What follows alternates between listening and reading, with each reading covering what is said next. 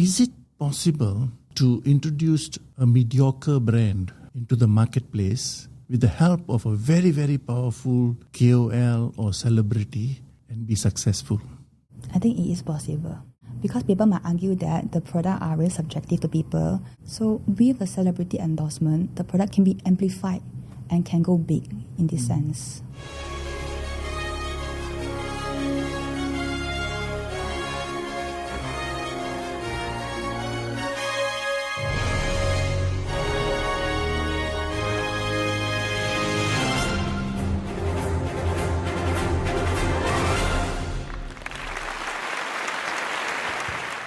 Welcome, ladies and gentlemen, to the next episode of the NexGen show.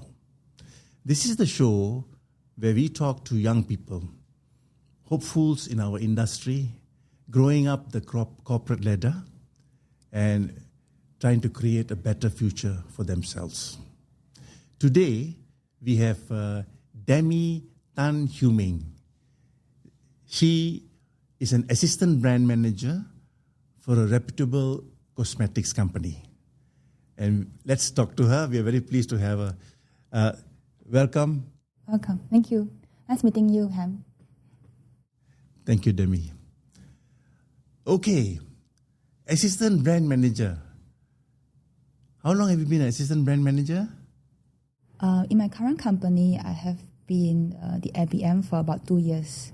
But previously, I also joined another company about a year like that. So about 3 years experience as an IBM. Very good. And your experience has always been in the same line, the cosmetics line? Yes, like personal care, beauty care, that kind of industry. What did you find fascinating about this particular industry? When I was younger, I was always interested in like skincare, cosmetic product. So when I grew older and I realized that this is an area, it was quite fascinating. I got to see the latest consumer trends, and I also interested in this area as well, and hence I enjoy this industry. Talking about consumer trends, you have a background in research, right? Yes. Tell us about that. I started my career in a research company, so as a servicing executive. So I was servicing those major retailers, hypermarket, mini market players. So back then what I did was I would do a sales report and I would present to them. It's more about sales data analysis. So I've been there for about a year and a half, and then I moved to another research company. So I was doing a completely different thing. So I was doing social listening in my second research company, and it was a regional team role. So I also been there for about a year. So it was quite fascinating as well. But then I realized research, it was fun, but it's more on the theory base. So I want to try something different, something more practical, something that I can touch, more tangible. And hence I moved to marketing. So I can develop my own product, run my own campaigns, and see the results. Good. So you put yourself in the seat of consumer facing. Yeah. But nowadays cosmetics is very sophisticated, even personal care. They got everything for everything. I thought those days only the ladies, are interested in that kind of attention to detail. Now the men also. Oh yes. There are a lot of brands who are tapping into the men market already. Like the Japanese company, they even have a men series. And other companies, like I think Indonesian company also quite aggressive. They also introduce men series, skincare, shampoo. Indonesian companies? Yes, Indonesian, Japanese are very aggressive in this area because this area is an untapped market, and hence they are going inside to explore. And we can see that the men market is also growing in terms of growth rate. We can see on the social media as well. These type of products, how do they go about promoting? Because I know that activation is a big thing, yeah? Sampling, getting to be familiar with the product or asking advice about the product before buying.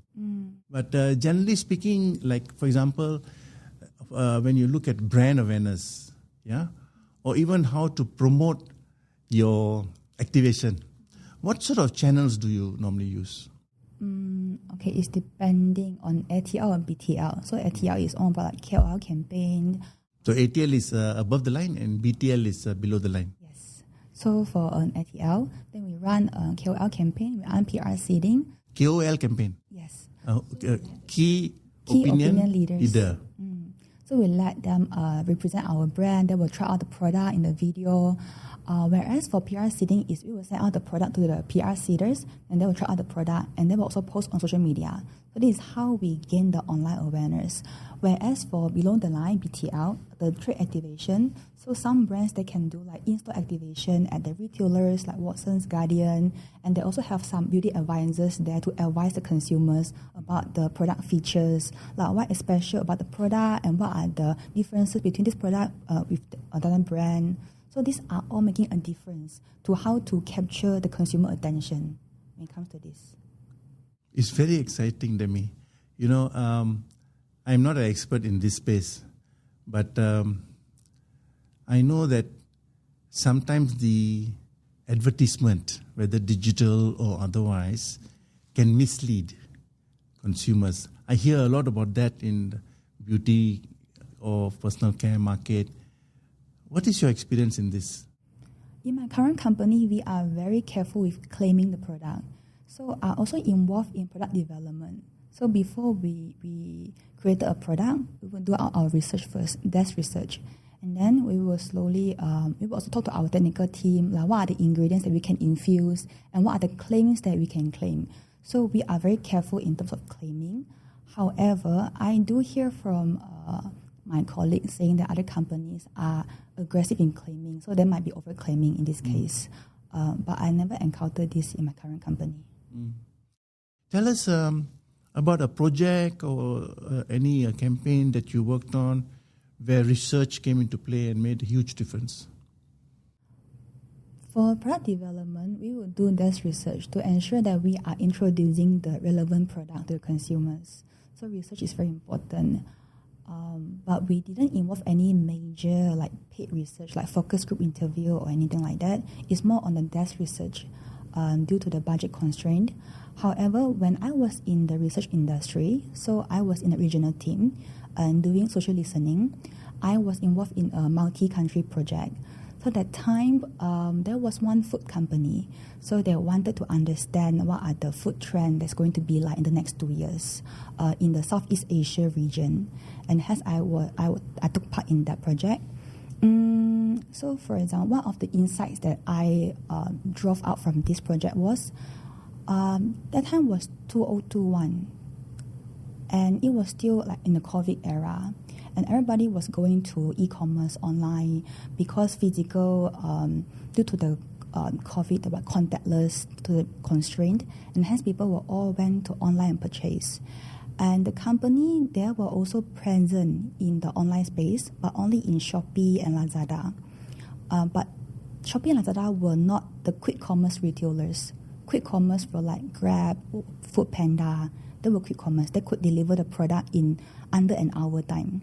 And as a food company, especially selling like snacks, chocolate, they are not present in the quick commerce. And hence, I recommended them to join Foodpanda and Grab so that when consumers, they're having a craving, they can quickly fix that craving and hence increase the sales. And after that, they did join Foodpanda and Grab already. Okay. You mentioned earlier about KOLs, yeah? Yeah.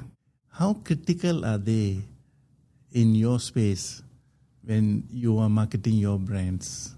Key opinion leaders are very important to us because they don't only show the lifestyle of their life. They also show how to use the product. So we have like eyeshadow, we have lip color, we have like face product, but sometimes it might involve different application. So through the KOL campaigns, the consumers got to learn how to properly apply makeup products. So there are makeup tutorial videos or there are some lifestyle videos. The KOL will just carry the product and show the product to increase the awareness. The key opinion leader are very important to lead the conversation. I think that is where we need them the most. And also, compared to other ATL platform and activations, KOL activation is considerably cheaper, more affordable in that sense. I thought that KOLs were expensive. It depending on the tier. It took up about half the budget.